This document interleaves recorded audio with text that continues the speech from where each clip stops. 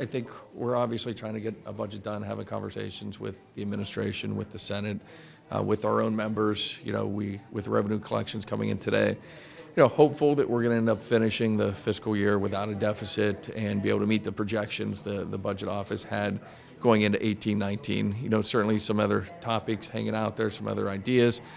For me personally, been able to work on a lot of issues over the years. Worked on community and economic development, education, particularly early childhood education, poverty, and a poverty initiative dealing with anti-poverty programs.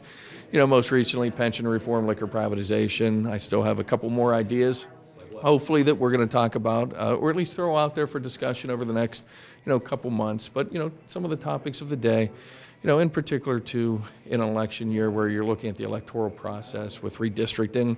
I've heard a lot of comments from a lot of folks across the state with frustrations with our current redistricting process. And, to be honest, I agree. I don't think it's the greatest process in the world. It's served us for the last couple hundred years, but I think it could be better. So been looking at fine-tuning some of the proposals out there, maybe trying to make sure that there is no bias within that system. When I look at make sure there is no bias within that system. One of the things I look at when I look at House Bill 722 in its original form is the potential for the parties or just individuals to stack those pools of folks to be chosen from. I think maybe we should look at it more like how we look at a jury selection process where everybody gets put into the pool. And then, if you have somebody, maybe somebody's 95 years old gets chosen, they can certainly defer their selection. But I think if you start with the entire set of eligible folks that meet the requirements, you have less of a chance of folks gaming that system and more of a chance of a truly independent commission. On that topic as well, I think you do need to delineate the criteria folks are to use in redrawing those districts. That was one of the frustrations with the court order. We got the court order, but we didn't get the criteria for 16 days out of the 18-day process. I think whoever's drawing the districts, knowing, how the game is going to be judged is going to be very, very important. I personally have my own thoughts, on communities of interest and those sort of things, but, that could be a topic of discussion, but we're running out of time. And I think it's a topic that merits a serious consideration, just where things are at electorally in this country. And to that end, more and more Pennsylvanians are now registered independent or non-affiliated. I think it probably begs the question of why do we exclude them from our primary process in the state? So potentially looking at legislation that would allow independent voters or non-affiliated voters to actually choose which primary they wish to participate in. I think it could have a big impact on local elections. A lot of school board elections or township supervisor or borough council elections are done in a primary. So that's your only choice. So I think giving independent voters that opportunity could help, really reform the electoral process, get more people involved, and, hopefully get a more diverse set of opinions in the primary process, as opposed to, only a select few choosing who gets to go on to the fall. And of course, internally, I think there's always changes that need to be considered. One of those changes, looking at, modeling ourselves, ironically, after the federal government, but they've got term limits on committee chairmen where you can't be chairman of the same committee for 30, 40 years. It provides a opportunity for new ideas to get into that process, new perspectives. And I think that's maybe something that the time has come for consideration of that here in Pennsylvania as well. You're leaving, it sounds great, but you're leaving, I mean, I can't imagine your members going for anything. You know what? I have talked about a lot of issues over the years. The public policy discussion doesn't begin and end with one single elected official or one single term in office. We all, quite frankly, have a responsibility to bring ideas to the table because democracy isn't a short game, it's a long game. So I think these are ideas that I've been thinking about for quite some time as I've looked at, some of the struggles we have in the operational side of government in Pennsylvania today. And, I think they're worthy of discussion. And would I love for them all to become law, next month? Absolutely. But I would love for them all to be considered and talked about and fine-tuned and made into better products so that the future is better, not just for me during my next 6 months in this office, but for my kids and my grandkids that come after me. It's a long process of public policy. So it's not necessarily a commitment to get a vote on any particular thing, No, I just want to throw out the ideas, throw out the concepts, and I want to get, a broad discussion on them, both within the legislature, but without. True change begins with the citizens electing folks committed to change. And that'll happen, in a couple weeks, that'll happen in a couple months in the fall, that'll happen over the next couple years. So hopefully the ideas get out there and folks can take them where they may go. And look, maybe folks don't like them, maybe the public doesn't like them, that's okay too. It's okay to throw out ideas and to begin the discussion, not knowing where it's gonna end. Do you think a limited constitutional convention would be a vehicle for something? I think it could potentially be a vehicle. Certainly any changes to the Constitution can be done, in that format. Always the concerns out there, once you start a constitutional convention, can it be truly limited?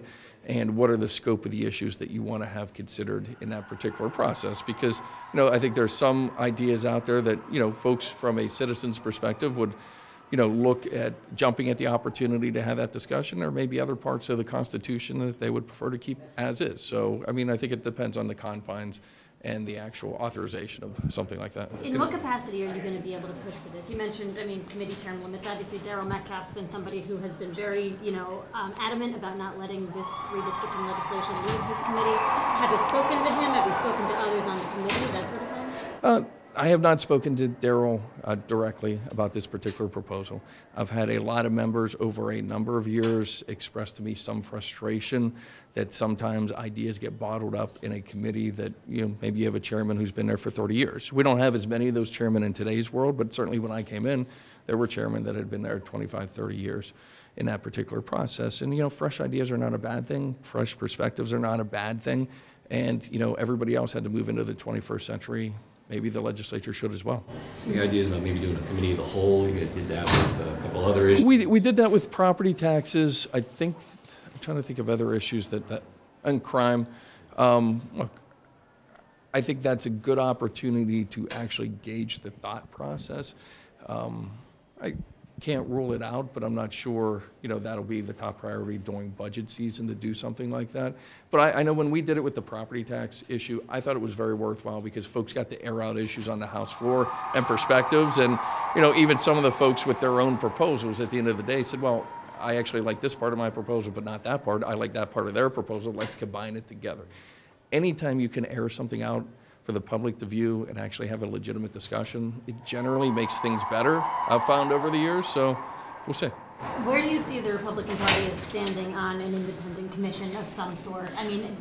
Is there support for it? I don't think it's necessarily a partisan issue. I know folks have tried to make this out, to be partisan Republican Democrat, but I think we kind of saw that it was actually nonpartisan last time the districts were drawn. I think it was the Philadelphia Inquirer article from this week that actually talked about, the Democratic support from the congressmen and the legislators in that particular time frame. And, living through that, there wasn't a whole lot of partisan bickering at the time about that. But, in today's world, I think there are a lot of Republican members very interested in changing up the redistricting process. I'm sure there are a lot of Democratic members. I'm sure there are folks on both sides who would just keep it the way it is.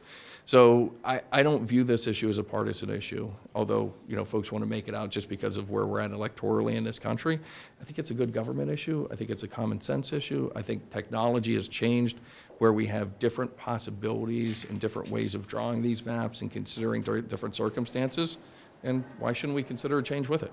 Say, in the spirit of Keno, fantasy sports and discussion, what is your bet on when the budget gets done?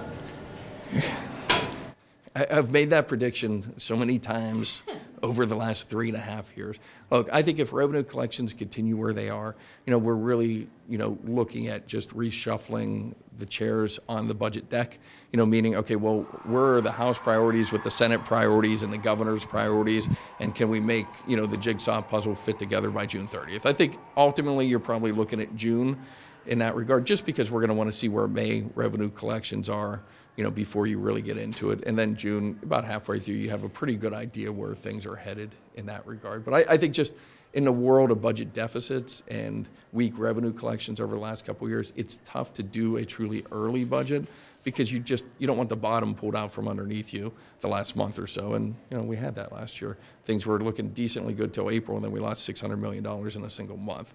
So I think that just the nature of the economy and the revenue collections kind of dictate a June landing spot. Back So on. I could shift gears to, not budget, but the state system as an IUP grad and our trustee. Are you a I am not a trustee. Okay, because they would want to do away with you. But I was wondering, if you had a chance to look at that report at all, to have any kind of, there's 5 options on the table that, talk about possibly closing some schools, merging with the state related. I mean, any thoughts on that? Yeah, I have some thoughts overall on the state system. I mean, when you look at the demographics, particularly where a lot of the state system schools are, Westchester is probably the outlier in that regard. You've got a less of a high school graduating population in a lot of those communities, and when you're drawing from local talent to bring into your schools as your feeder system, I think inevitably you're going to have some challenges. I think possibly looking at changing some of the purposes of some of the institutions, not entirely, but, certainly you look at a school like Mansfield, if there's extra space at that university, maybe you look at a one-size fits all type of campus where, you could have some current technical education, some community college education, and your traditional four-year institution at the same location, where you could have folks kind of work their way through that process, because you don't really have a lot of options, in that entire region up there. So I think some increased partnerships in workforce development could be very beneficial to the system, but also to the kids and to the parents who are paying the bill and to the future workforce, because we got a real struggle coming over the next 8 to 10 years with a workforce. I know Western Pennsylvania is projecting 80 to 100,000 skilled labor shortage in the region. That's a major problem if we want to attract employers to the state. There was some movement yesterday on a bill regarding merit selection for judges. Yes. What do you see as sort of the future for that bill? I think it's an issue that's been out there for a while. I know Representative Cutler has been a true leader on that topic. We got it through the amendment process. I know Brian wants to gather just a little bit more input before we run it on third. But the nature of some of the judges' elections over the last couple of years have probably pointed out, some weaknesses within that system. I'm not sure, we should be bragging about the most expensive judicial elections in the history of the country. $15 million spent to elect judges. I'm not sure that necessarily gets us the best system going forward, whether you agree or disagree with those judges. So, I think that has garnered a lot of attention on both sides of the aisle. And do you think that is strictly a result of the gerrymandering decisions that we saw? No, Brian's been working on that for a number of years. And I think, looking at the federal system, and generally, the federal system tends to work. There's some political, some politics involved with holding up nominations, but generally you get pretty good judges at the federal level, particularly with the U.S. Supreme Court. Now, they may be tilted one way or the other, but it forces the sides to come together to try to find reasonable legal minds. Have there been any decisions yet on state aid for schools for security and for county voting machines? We have certainly talked about, looking at this budget process as an opportunity to provide some options to school districts in regard to school security. I don't think we necessarily want to dictate that a school has to do X, Y, or Z, because how you're going to, deal with school security is going to change depending on the area that you're inhabiting. And, some schools have already done stuff. Some schools already have metal detectors. Some schools already have hardened entryways. Some schools already have public resource offices. So I think if we looked at something like that, we would be looking to give a little bit of flexibility to the district to choose what to do with those dollars within the confines of school security. County voting machines? We have not had any discussions on that thus far. Have you spoken to Teresa at all about the independent commission idea? Just look, I've brought it up for a number of months, actually, for about a year, that, look, we have this opportunity. Folks are not thrilled with the current redistricting process, that it's something we should think about. As I've gone through that process and talked to more and more folks, I guess I've kind of circled around the areas that I have found disturbing in some of the proposals out there, to try to figure out a way to make it better, instead of just sitting on the sidelines and saying, look, I don't like that proposal, we shouldn't do it.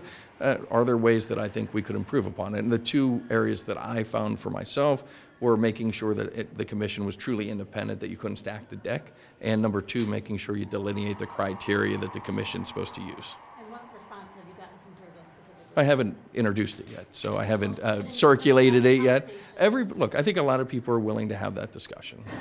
What about there's a couple memos floated to end quickly or gradually end hold harmless when it comes to education. Do you think that's going to be initially in the budget talks at all, and where do you stand? It's been an issue in the budget talks for my entire 15 years here. That's always a topic of discussion come budget time.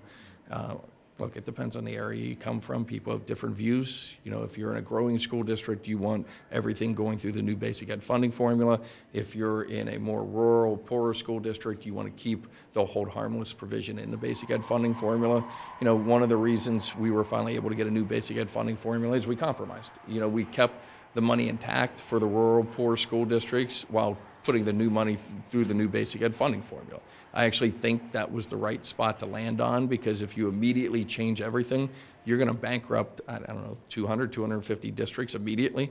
I know in my county, every district except for one would close its doors immediately because the state aid would be removed from the rural, poor school districts and sent to the wealthier school districts.